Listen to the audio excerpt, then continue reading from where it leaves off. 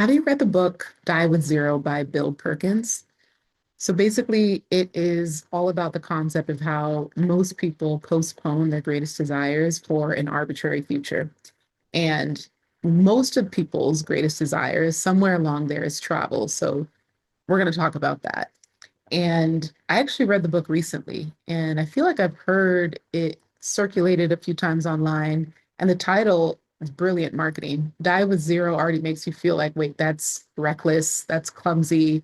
What do you mean you should have investments and savings? Like, be smarter, be financially sound. And yeah, I think the hesitation was like, wait, that feels a bit extreme. Like I like there's still things that need to be put in place. And so um but I read it, something called me to read it recently, and the book is brilliant. And I think for the person who has been either living in survival mode or in this pivot where you're unsure of how risky, how safe you should play it, because the reality is, the greater your tolerance for risk, the more likely you will succeed. Because all success is perpetual risk. Risk, if you are risk averse, if you have high risk aversion, if you are every video, there's gonna be something where do I even English? Um, if you are risk avert, I don't know why that doesn't sound right.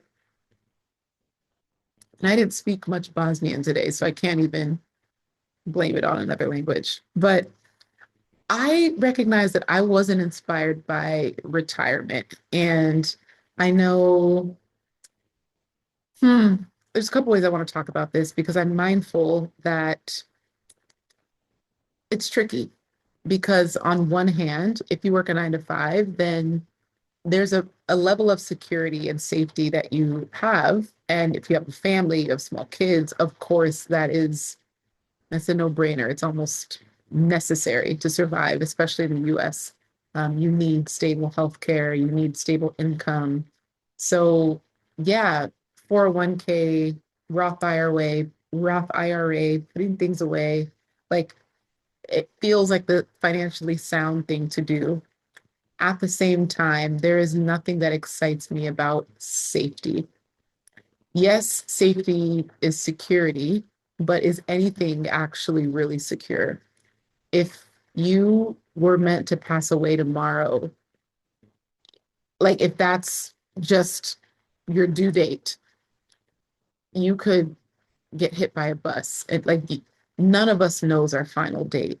And I think we keep postponing what we really want out of life for this, yeah, this safe date when we have this much in savings, this much planned, this much secured, kids are this age, relationships look like this, you're married, like you wait until these, uh, conditions happen. And one of the most romantic places in the world, the Maldives, I actually went solo for 3 weeks. It's like most romantic solo vacation with myself. And story time, it was actually during the pandemic. So I did the lockdown, and if you watch my video about the $30,000 hit that was put on my head, they said that they knew where I lived, and so just to watch my back. And so I was paralyzed. I didn't leave my apartment. I mean, you couldn't go anywhere. But even when things started to open up a little bit, I just didn't do anything. I didn't even collect my mail in the lobby. So I felt trapped, and the safest place for me was outside of the country. I literally felt like staying in the US was more harmful for me than being in any random country. And at the time, it was London opened up to US passports, Croatia was open, and Maldives. Maldives. And I think even Malta. Oh, I went to Malta too, very briefly, because I used to live in Malta. So I think I was like, let me visit some friends. Anyways, so I go to Croatia first. I'm there for like a month, and everything is like heavily discounted, like 75% off because no one's staying. So it was really nice. You got really beautiful apartments close to the water, and they were just really cheap. And yeah, I just don't know when Dubrovnik or yeah, it'll never be that empty. I just remember walking around being like with three other people in that whole old town. I was like, this is amazing. Um, oh, where's it going? Maldives, yeah.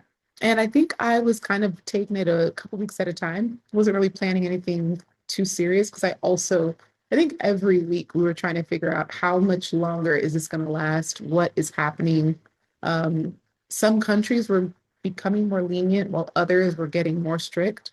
And so I just knew I couldn't go back to the US. I'm like, the US is not safe. There's this email, got the FBI involved. I don't know what the risk is, and I don't know who this person is. So I'm just gonna stay out.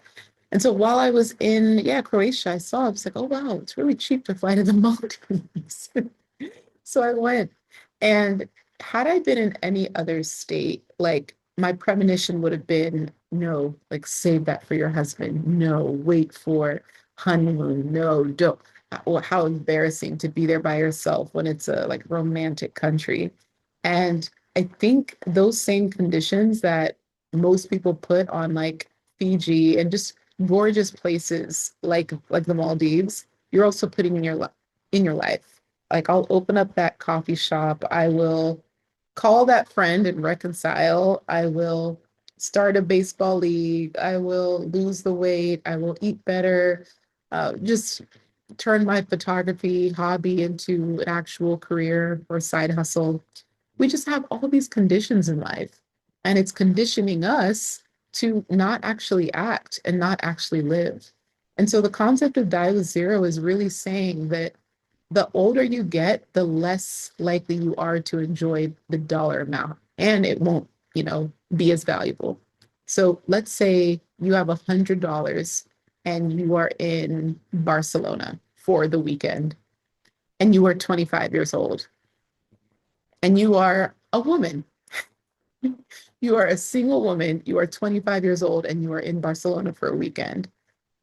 You will get to Monday and you'll probably have, let's say, 100 euros. Um, you'll probably have 95 euros. Barcelona is such a sexy city where so many singles are there and hostels can be really affordable. And yeah, like you could, people say there's like, what do you call it? Tinder for dinner. I've never done it and uh, I don't promote it or I don't vouch for it, but I've heard that this is very common and you just like go on Tinder dates to get free dinners. So I say that because just to kind of contextualize, that's a very probably everyday reality for a 25-year-old single woman in Barcelona. Now, let's say you are 65 and you have 100 euros in Barcelona. That covers 2 hours of your hotel room because you probably have standards. And so the older I got, the more I required of my trip. Now I'm still I'm actually proud. I haven't gone full on bougie. I love a good luxury experience, but I can very much do both.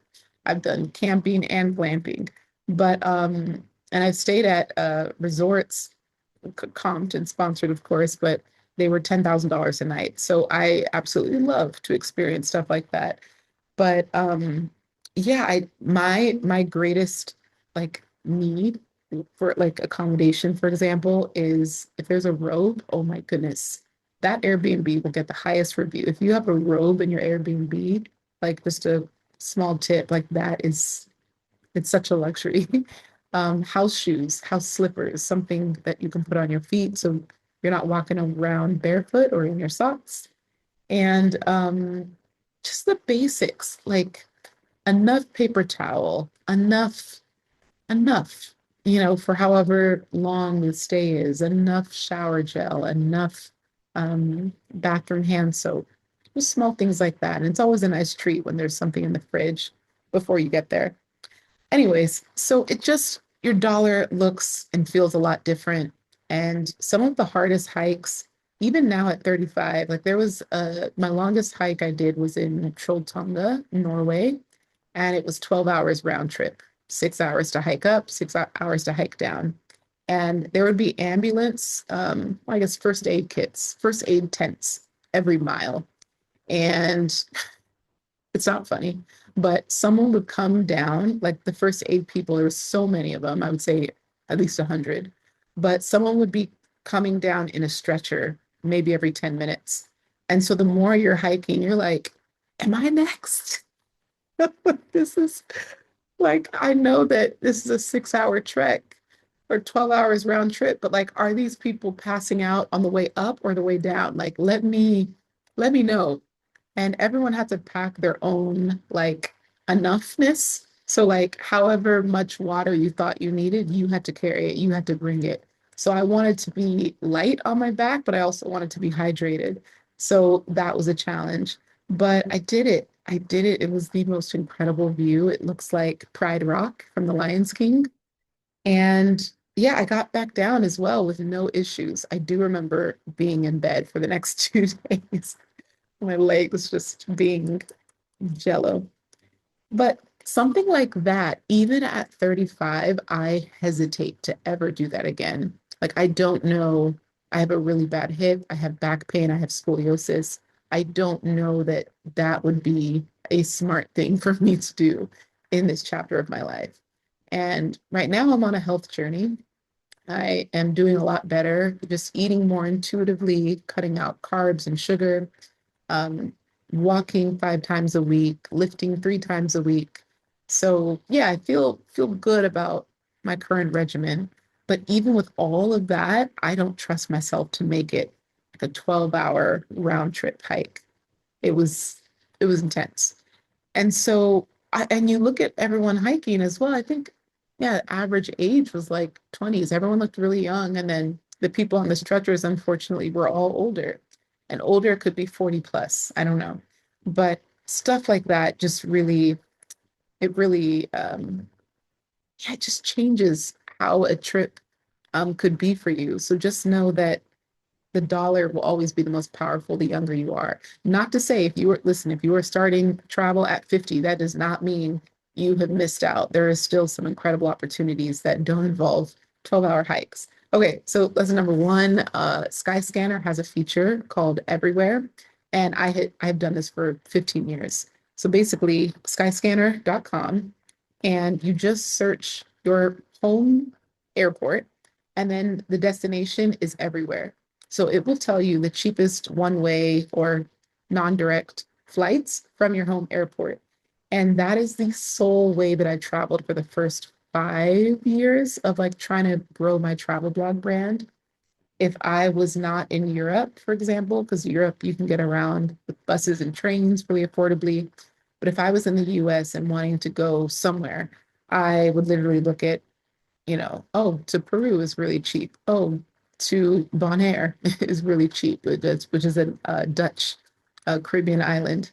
To go to Turks and Caicos, like you just have these like random trips that you don't know a single thing happening there, but because it's $60 to fly there tomorrow at 6 a.m., you book it. Okay. And trips and travel is a great way to reward the process, not just the outcome.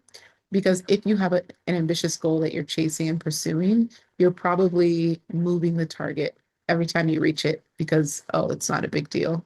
Okay, yeah, I told myself I'd launch a YouTube channel and I launched it, but yeah, I'll celebrate when I get 1,000 subscribers. And all of a sudden, just like that, you took something that was such a lofty, big thing that you wanted to do, you did it, and then you downplayed it and made the target further. And we do that all the time. So booking something in advance also keeps you motivated. I never come back from a trip without having another trip to already look forward to. I know that when I'm going back to my day to day, it makes it so much easier to sustain a routine when I know that in 3 weeks' time I'm back on a plane or however long you need. Okay, and number two is that adventure could also be local. Um, Not every trip needs a flight. And if you just take, I don't know, 2 hours, a 2 hour drive northeast, south, or west, you'll probably end up in a city or destination that you wouldn't plan to go to on a regular basis. So, like maybe have a staycation nearby and check out an area that's in your state or country, but it's not as far. It's just a couple hours, and yeah, that could also be something that you do monthly or quarterly for yourself. And number three, put it on the calendar before you book the ticket. Like make it a thing before you think it'll be a thing. There's something about the accountability that comes naturally when we see something has been decided. And if I don't know that I want to do something, I won't put it on a calendar. But if I say, yes, this is going to happen, I don't know how yet, I don't know when yet, but let me just pick a point that I can kind of use as a marker for progress. Because waiting for someday is ultimately how all of our dreams expire. And, I talk about death a lot, and I do believe that your best life must be lived now. Life is urgent, and everything about what you want to do needs to be done in real time because yeah, it would just be so sad if you keep pushing off what you know is possible today. And yeah, just ultimately build your budget and schedule around it. You don't have to have all the answers, you don't have to have the whole plan mapped out. It's just a starting point. So go to Skyscanner, do everywhere as your destination. Book something big or small. See I don't know, see what's happening. Maybe invite a friend. And yeah, let me know in the comments, like what's a place that you're just wanting to go, but you have this idea that it needs to be saved for a special occasion, or I don't know, it becomes more of a distant concept as the years pass. Like you wanted to go to Jordan and stay in the desert in one of those bubble hotels, but now it just feels unrealistic. And so now you no longer think about it and then the dream dies. That's how it usually happens. So you must be persistent and urgent with what it is that you want. Okay, so that was another day of a creative reset, booking a trip while you're building a dream. I hope you enjoyed that. If you'd like more, you can go to mycreativereset.com. And sorry for the low energy, y'all. I had a spa day and whoo, she put me to sleep. Feel like I'm still like, oh, I'm floating. And I didn't want to put anything on my face. I got a facial as well. So yeah, today was a very relaxing day to say the least. Okay, bye. See you tomorrow.